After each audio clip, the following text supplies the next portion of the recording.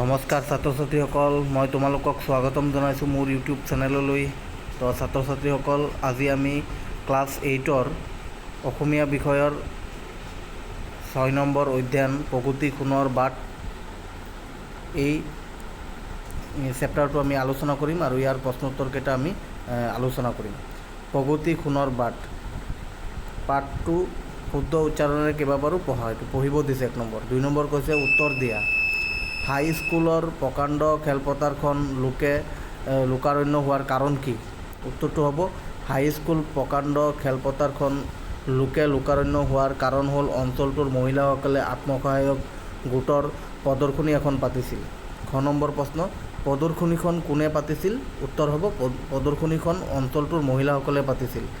গ নম্বৰ প্ৰশ্ন, মানুহে ভিৰ কৰা বিপণীখনত কি প্ৰদৰ্শন কৰা হৈছিল? উত্তৰটো হ'ব মানুহে ভিৰ কৰা বিপণীখনত এৰী পলু পোহাৰ পদ্ধতি প্ৰদৰ্শন কৰা হৈছিল। ঘ নম্বৰ কৈছে অঞ্চলটোৰ মহিলাসকলে সৰু সৰু গোটত ভাগ হৈ কি উদ্যোগ গঢ়ি তুলিছিল? উত্তৰটো হ'ব অঞ্চলটোৰ মহিলাসকলে সৰু সৰু গোটত ভাগ হৈ ক্ষুদ্ৰ ক্ষুদ্ৰ উদ্যোগ গঢ়ি তুলিছিল। ঙ নম্বৰ প্ৰশ্ন কৈছে স্বাৱলম্বনৰ কাৰণে গঠন কৰা গোটবোৰক কি বুলি জনা যায়? উত্তৰটো হ'ব স্বাৱলম্বনৰ কাৰণে গঠন কৰা গোটবোৰক আত্মসহায়ক গোট বুলি জনা যায়। প্ৰথম 6 নম্বৰ প্ৰশ্ন, এই গোটবোৰে উৎপাদন কৰা সামগ্ৰীসমূহ কি কৰা হয়? এই গোটবোৰে উৎপাদন কৰা সামগ্ৰীসমূহ কি কৰা হয়? ইয়াৰ উত্তৰটো হ'ব এই গোটবোৰে উৎপাদন কৰা সামগ্ৰীসমূহ সুলভ মূল্যৰ বিনিময়ত গ্ৰাহকৰ চাহিদা পূৰণ কৰা হয়। দ্বিতীয় 6 নম্বৰ প্ৰশ্নটো কৈছে 2001 চনটো কি বৰ্ষ হিচাপে ঘোষণা কৰা হৈছিল? উত্তৰটো হ'ব 2001 চনটো আন্তৰ্জাতিক নাৰী সবলীকৰণ আৰু সমমৰ্যাদাৰ বৰ্ষ হিচাপে ঘোষণা কৰা হৈছিল। বৰ্গীয় 6 নম্বৰ প্ৰশ্ন, উত্তৰ পূৰ্বাঞ্চলত উল্লেখযোগ্য স্থান দখল কৰা কুটীৰ শিল্পটোৰ নাম কি? উত্তৰটো হ'ব উত্তৰ পূৰ্বাঞ্চলত উল্লেখযোগ্য স্থান দখল কৰা কুটীৰ শিল্পটোৰ নাম হ'ল বয়ন শিল্প। ঝ নম্বৰ কৈছে পাক স্বাধীন কালতেই নাৰীক অৰ্থনৈতিকভাৱে স্বাৱলম্বী কৰাৰ বাবে কোনে চিন্তা কৰিছিল? উত্তৰটো হ'ব পাক স্বাধীন কালতেই নাৰীক অৰ্থনৈতিকভাৱে স্বাৱলম্বী কৰাৰ বাবে মহাত্মা গান্ধীয়ে চিন্তা কৰিছিল। 3 নম্বৰ প্ৰশ্ন কৈছে চমুকৈ বৰ্ণনা কৰা। আত্মসহায়ক গোটবোৰে দুখীয়া পৰিয়ালৰ মহিলাসকলক কেনেকৈ সহায় কৰে? উত্তৰটো হ'ব আত্মসহায়ক গোটবোৰে স্থানীয় সহজলভ্য সম্পদবিলাকক লৈ অতি সহজ সৰল পদ্ধতিৰে নানা আকৰ্ষণীয় সামগ্ৰী উৎপাদন কৰে আৰু সুলভ মূল্যৰ বিনিময়ত গ্ৰাহকৰ চাহিদা পূৰ কৰে। এনেকৈ আত্মসহায়ক গোটবোৰে দুখীয়া পৰিয়ালৰ মহিলাসকলক আৰ্থিক দিশত টনকিয়াল হৈ স্বাৱলম্বী হোৱাত সহায় কৰে। খ নম্বৰ প্ৰশ্নটো কৈছে পাঠত থকা প্ৰাচীন কালৰ জ্ঞানৰ অধিকাৰিণী মহিলা দুগৰাকীৰ বিষয়ে চমুকৈ লিখা। উত্তৰটো হ'ব প্ৰাচীন কালৰ জ্ঞানৰ অধিকাৰিণী মহিলা দুগৰাকীৰ নাম হ'ল গাৰ্গী আৰু মৈত্ৰেয়ী। এই দুয়োগৰাকী মহিলাৰ বিষয়ে তলত চমুকৈ উল্লেখ কৰা হ'ল। গাৰ্গী প্ৰাচীন ভাৰতৰ এগৰাকী চিৰকুমাৰী তপস্বিনী ব্ৰহ্মবাদিনী বিদুষী নাৰী। তেওঁ গৰ্গ মপনীৰ কন্যা কাৰণে তেওঁৰ নাম গাৰ্গী। কেৱল নাৰী জগততেই নহয়, সেই কালৰ পুৰুষ সমাজতো শ্ৰেষ্ঠ বিদুষী আৰু শ্ৰেষ্ঠ ব্ৰহ্মবাদিনী বুলি গাৰ্গীৰ সন্মান আছিল। প্ৰচুৰ জ্ঞানৰ অধিকাৰী ব্ৰহ্মবিদ যাজ্ঞবল্ক্য মুনিয়েও গাৰ্গীৰ ওচৰত ব্ৰহ্ম সম্বন্ধে তৰ্ক আৰু প্ৰশ্নত হাৰ মানিবলগীয়া হৈছিল। এতিয়া মৈত্ৰেয়ী কোন আছিল? এওঁ হ'ল মৈত্ৰেয়ী মুনিৰ কন্যা আৰু ব্ৰহ্মবিদ যাজ্ঞবল্ক্য ঋষিৰ জ্যেষ্ঠ পত্নী। ঋষি যাজ্ঞবল্ক্যই গৃহশ্ৰম ত্যাগ কৰি সন্ন্যাস আশ্ৰম গ্ৰহণ কৰিবলৈ ওলাই তেওঁৰ সম্পত্তিবোৰ দুই পত্নী মৈত্ৰেয়ী আৰু কাত্যায়নীক ভগাই দিবলৈ ওলোৱাত সেই সম্পত্তিবোৰৰ অহাৰ্ততা সম্পৰ্কে মৈত্ৰেয়ীয়ে কৈ আত্মসুখ কেনে ইত্যাদি কথাৰ উত্তৰ স্বামী যাজ্ঞবল্ক্যৰ পৰা লাভ কৰিছিল। প্ৰাচীন ভাৰতৰ নাৰী যে কিমান চৰম জ্ঞানৰ অধিকাৰিণী হৈছিল তাৰ শ্ৰেষ্ঠ উদাহৰণ মৈত্ৰেয়ী। গ নম্বৰ কৈছে মহিলাক স্বাৱলম্বী কৰাৰ ক্ষেত্ৰত মহাত্মা গান্ধীৰ প্ৰথম পদক্ষেপ কি আছিল? উত্তৰটো হ'ব মহিলাক স্বাৱলম্বী কৰাৰ ক্ষেত্ৰত মহাত্মা গান্ধীৰ প্ৰথম পদক্ষেপ আছিল খাদী উদ্যোগ। ঘ নম্বৰ কৈছে মহাত্মা গান্ধীয়ে কাৰ সহায়ত সবৰমতী আশ্ৰমত উৎপাদন নৰ পাতনি মিলিছিল? উত্তৰটো হ'ব মহাত্মা গান্ধীয়ে গংগা বেন মজুমদাৰ নামৰ এগৰাকী বিধৱা মহিলাৰ দ্বাৰা গুজৰাটৰ সবৰমতী আশ্ৰমত খাদী কাপোৰ উৎপাদনৰ পাতনি মিলিছিল। 4 নম্বৰ কৈছে নাৰী সবলীকৰণৰ বিভিন্ন আঁচনিসমূহৰ নাম লিখা, তাৰে এখন আঁচনিৰ বিষয়ে বহলাই লিখা। নাৰী সবলীকৰণৰ বিভিন্ন আঁচনিসমূহ হ'ল উত্তৰ পূব উন্নয়ন আৰু বিত্তীয় নিগম, কেন্দ্ৰীয় সমাজ কল্যাণ পৰিষদ, ৰাষ্ট্ৰীয় মহিলা আয়োগ, ইন্দিৰা মহিলা যোজনা আদিয়েই প্ৰধান। ইন্দিৰা মহিলা যোজনাই জিলা আৰু নিম্ন পৰ্যায়ৰ গোটসমূহক শক্তি প্ৰদান কৰি জীৱন্ত কৰি তুলিছে। এই যোজনাই মহিলাসকলক চৰকাৰে আগবঢ়োৱা ঋণ আৰু অন্যান্য সা সুবিধাসমূহ গ্ৰহণ কৰি সেইবোৰৰ উপযুক্ত ব্যৱহাৰৰ বাবে পৰামৰ্শ আগবঢ়ায়। নাৰী সবলীকৰণৰ বিভিন্ন আঁচনিসমূহৰ নাম হৈছে ৰাষ্ট্ৰীয় মহিলা আয়োগ, পূব উন্নয়ন আৰু বিত্তীয় নিগম, ইন্দিৰা মহিলা যোজনা, কেন্দ্ৰীয় সমাজ কল্যাণ পৰিষদ ইত্যাদি। ৰাষ্ট্ৰীয় মহিলা আয়োগ। ৰাষ্ট্ৰীয় মহিলা আয়োগ হৈছে ভাৰত চৰকাৰৰ দ্বাৰা স্থাপিত এক সাংবিধানিক আয়োগ। ই ভাৰত চৰকাৰৰ মহিলাসকলক প্ৰভাৱিত কৰা নীতিৰ বিষয়ে পৰামৰ্শ দিয়ে। ই মহিলাসকলৰ সাংবিধানিক অধিকাৰৰ বাবেও কাম কৰে আৰু আইনী সহায় প্ৰদান কৰে। 1992 চনৰ জানুৱাৰী মাহত ভাৰতীয় সংসদে ভাৰতৰ সংবিধানৰ নিৰ্দেশনাত ৰাষ্ট্ৰীয় মহিলা আয়োগ 1990 চনৰ বিধেয়কৰ জৰিয়তে ৰাষ্ট্ৰীয় মহিলা আয়োগ স্থাপন কৰে। ইয়াৰ ৰাজ্যিক পৰ্যায়ৰ শাখাক মহিলাৰ ৰাজ্যিক আয়োগ বুলি কোৱা হয়। জয়ন্তী পাটনায়ক ৰাষ্ট্ৰীয় মহিলা আয়োগৰ প্ৰথম অধ্যক্ষ আছিল। ইয়াৰ মুখ্য কাৰ্যালয় নতুন দিল্লীৰ দীনদয়াল মাৰ্গৰ নিৰ্ভয়া ভৱনত অৱস্থিত আৰু বৰ্তমান অধ্যক্ষ ৰেখা শৰ্মাৰ নেতৃত্বত আছে। ৰাষ্ট্ৰীয় মহিলা আয়োগৰ প্ৰধান উদ্দেশ্য হৈছে মহিলাৰ অধিকাৰক প্ৰতিনিধিত্ব কৰা। ই তেওঁলোকৰ দাবী আৰু উদ্বেগৰ বাবে এখন মঞ্চ প্ৰদান কৰে। তেওঁলোকৰ প্ৰধান বিষয়বোৰ হৈছে যৌতুক, ৰাজনীতি, কৰ্মক্ষেত্ৰত মহিলাৰ সমান প্ৰতিনিধিত্ব আৰু কৰ্মক্ষেত্ৰত মহিলাৰ শোষণ ইত্যাদি। ৰাষ্ট্ৰীয় মহিলা আয়োগেও আৰক্ষীয়ে মহিলাৰ ওপৰত কৰা উৎপীড়নৰ বিৰুদ্ধে মাত মাতিছিল।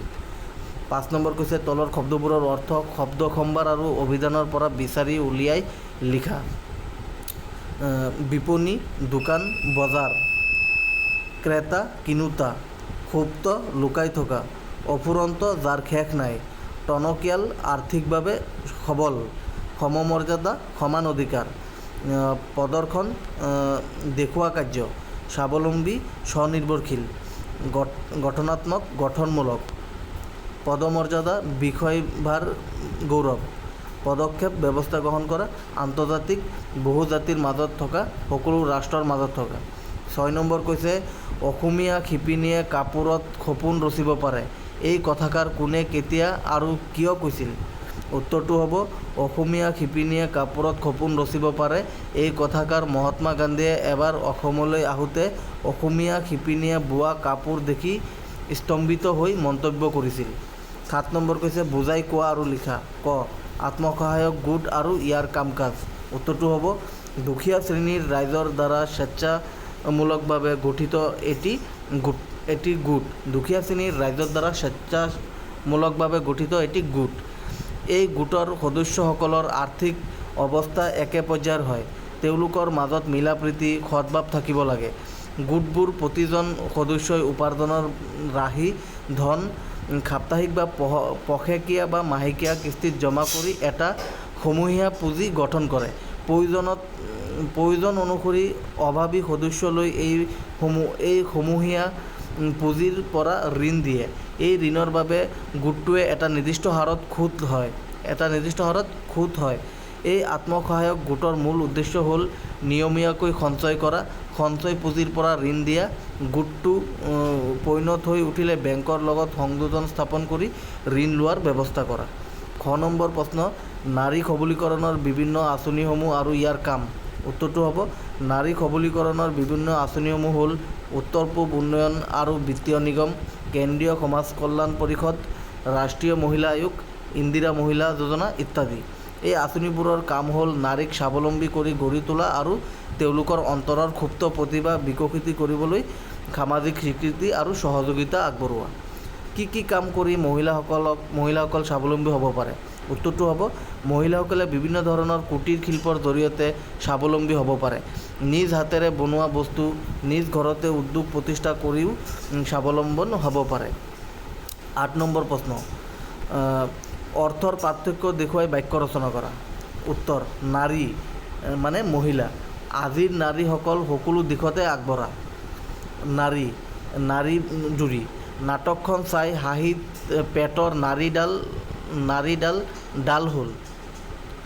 আচল, আচল মানে প্ৰকৃত। আচল কথাটো এতিয়াহে পোহৰলৈ আহিল। পিছত আচল, আচল মানে চাদৰৰ আগ। তাইৰ চাদৰখনৰ আচলটো বৰ ধুনীয়া। লক্ষ্য, লক্ষ্য মানে লাখ। মিটিংখনত লক্ষ লক্ষ মানুহ উপস্থিত আছিল। লক্ষ্য, লক্ষ্য মানে কি? উদ্দেশ্য। জীৱনত প্ৰত্যেকৰে এটা লক্ষ্য থকা উচিত। আচাৰ, আচাৰ মানে কি? সামূহিক আচৰণ। সমাজৰ প্ৰতি আচাৰ ৰীতিসমূহ সকলোৱে মানি চলে। পিছত আচাৰ, বস্তুৰ আঘাতত উপৰি দূৰত পৰা। মানুহজন আচাৰ খাই পৰিল।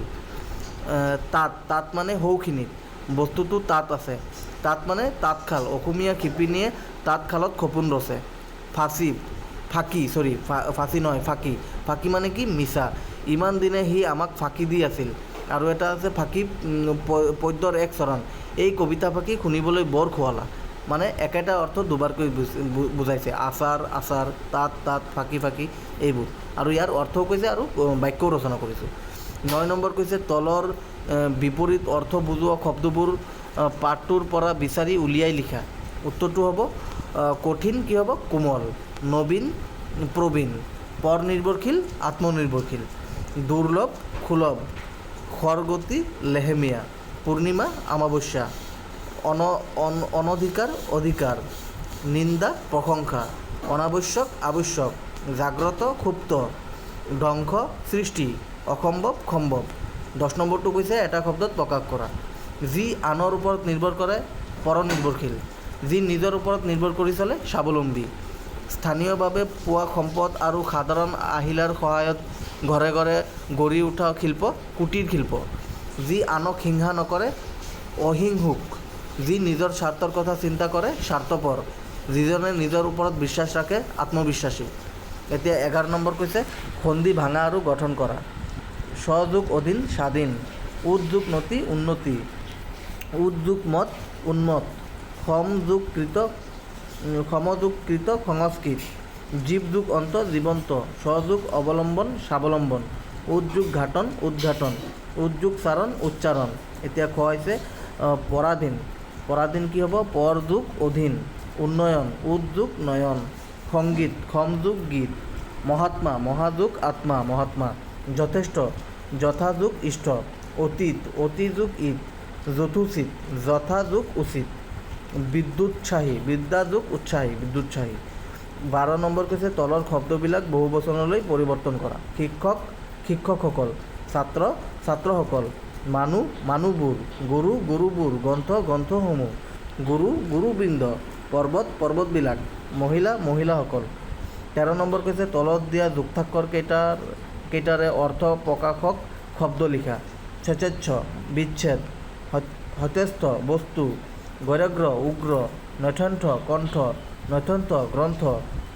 দৈদ্য, উদ্ধাৰ। নটন্ত, কণ্টক। নৈশংস, বেঞ্চ। 14 নম্বৰ কৈছে বাক্য ৰচনা কৰা। দূৰ দূৰণি, দূৰ দূৰণিলৈকে কোনো গাঁৱৰ চিন দেখা নাইচোন। সা সুবিধা। বৰ্তমান অসম চৰকাৰে দুখীয়া লোকসকলক বিভিন্ন ধৰণৰ সা সুবিধা প্ৰদান কৰিছে। বিধে বিধে। আমাৰ মায়ে বিহুত বিধে বিধে লাড়ু পিঠা বনায়। চুকে কোণে। আজিকালি অসম চৰকাৰে চুকে কোণে থকা বাট পথবোৰতো যাতায়াতৰ সুব্যৱস্থা গঢ়ি তুলিছে। শিপিনী। অসমীয়া শিপিনীয়ে তাঁতশালত সপোন ৰচিব পাৰে। আত্মবিশ্বাস। পঢ়া শুনাৰ ক্ষেত্ৰত মই নিজকে যে আগুৱাই নিব পাৰিম তাৰ প্ৰতি মোৰ আত্মবিশ্বাস আছে। লোকে লোকাৰণ্য। নৰেন্দ্ৰ মোদীৰ আগমনত খানাপাৰা ফিল্ডখন লোকে লোকাৰণ্য হৈ পৰিছিল। দন্দুপ হেন্দুপ। বিয়া ঘৰৰ মানুহে গোটেইখন দন্দুপ হেন্দুপ লগাইছে। 15 নম্বৰ লিংগ নিৰ্ণয় কৰা। নাৰী, স্ত্ৰীলিংগ। বুঢ়ী, স্ত্ৰীলিংগ। দাদা, পুংলিংগ। যুৱক, পুংলিংগ। ছোৱালী, স্ত্ৰীলিংগ। দেউতা, পুংলিংগ। পুৰুষ, পুংলিংগ। ডেকা, পুংলিংগ। আমৈ, স্ত্ৰীলিংগ। এতিয়া 16 নম্বৰ তলৰ উপসৰ্গকেইটা লগ লগাই একোটা শব্দ গঠন কৰা। প্ৰণাম, পৰা পৰামৰ্শ, অপমান, উপকাৰ, অতিশয়, প্ৰতিবাদ। এতিয়া 18 নম্বৰ, ভাৱ বহলাই লিখা। ৰাইজে নখ জোকাৰিলে নৈ বয়। উত্তৰটো হ'ব অকলে কৰিব নোৱাৰা কাম সকলোৱে লগ লাগি কৰিলে সেয়াও সম্ভৱ হৈ উঠে। ৰাইজৰ নখৰ পানী অলপ অলপকৈ পৰি নৈ বৈ যোৱাৰ দৰে অসম্ভৱ কামো সম্ভৱ হৈ উঠে। গতিকে আমি অকলে কৰিব নোৱাৰা কাম সকলোৱে সন্মিলিত প্ৰচেষ্টাৰে কৰিলে সহজতে কৰিব পাৰি। খ নম্বৰ কৈছে মন কৰিলে চন বাকৰি মাটিতে ধন। মন কৰিলে চন বাকৰি মাটিতে ধন। ইয়াৰ অৰ্থটো হ'ব উত্তৰ, মানুহে মন কৰিলে বাকৰি মাটিতো উৎপাদন কৰি ধন উপাৰ্জন কৰিব পাৰে। ইয়াৰ বাবে প্ৰয়োজন হয় কঠোৰ পৰিশ্ৰম, সাধনা আৰু একাগ্ৰতা। কষ্ট কৰিলে বাকৰুৱা মাটিতো শস্য উৎপাদন হ'ব আৰু তাৰ পৰা লাভৱানো হ'ব পৰা যায়। ঠিক তেনেকৈ কষ্ট কৰি কোনো কাম কৰিলে আমি সমস্যাৰ মাজতো সফল হ'ব পাৰিম। পঢ়াৰ অদম্য হেঁপাহ থাকিলে সকলোৱে পৰীক্ষাত ভাল ফলাফল কৰিব পাৰে। গতিকে আমি বাধা আওকাণ কৰি নিজৰ কৰ্ম কৰি যোৱা উচিত। তো ছাত্ৰ ছাত্ৰীসকল, ইমানেই আছিল ক্লাছ 8ৰ অসমীয়া বিষয়ৰ